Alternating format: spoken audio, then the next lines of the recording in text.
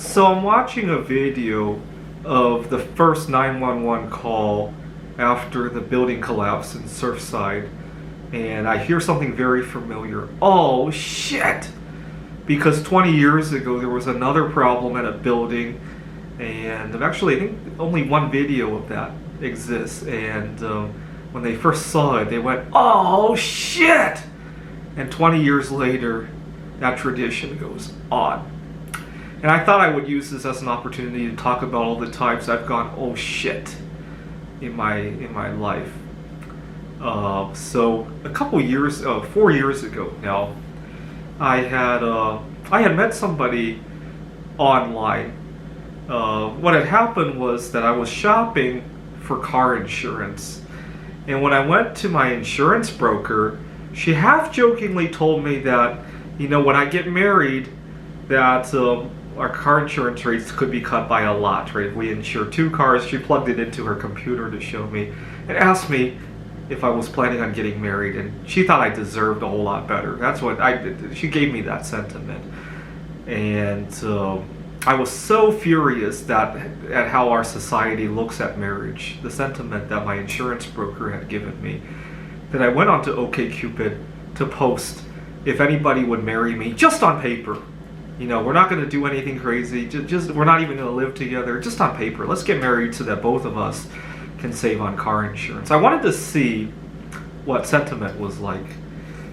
And a few days later, I didn't expect to get any response from it. It was a ha-ha piece, pretty much.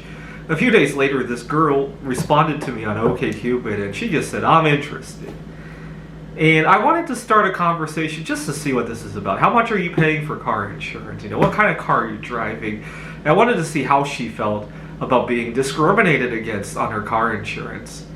And it turned out she doesn't even drive a car. And I'm like, well, what are you interested in then? And she explained that she's interested in people who like to think outside of the box.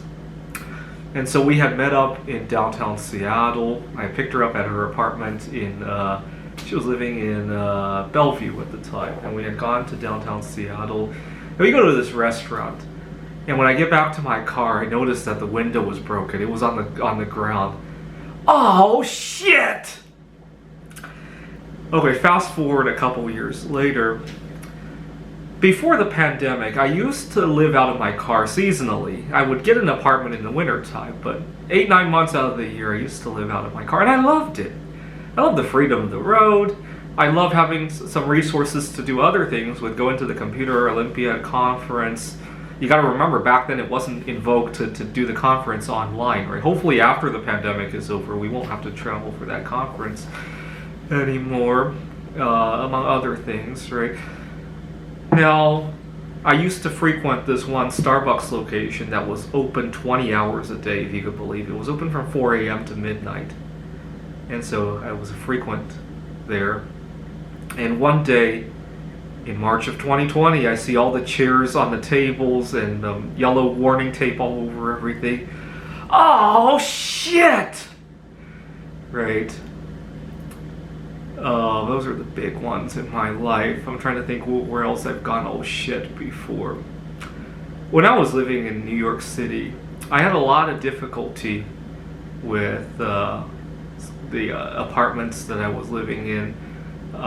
People smoked very freely in the apartments, and I had to move several times before I found a place where I didn't have a problem with that. Very tight living quarters. Even if smoking wasn't allowed, there was always something that bothered me in terms of the air quality. And I would move somewhere, and 2 days later, all of a sudden I get a whiff of something that causes me to cough and wheeze my guts out. Marijuana smoke, air fresheners. Oh shit! Anyway, thanks for watching.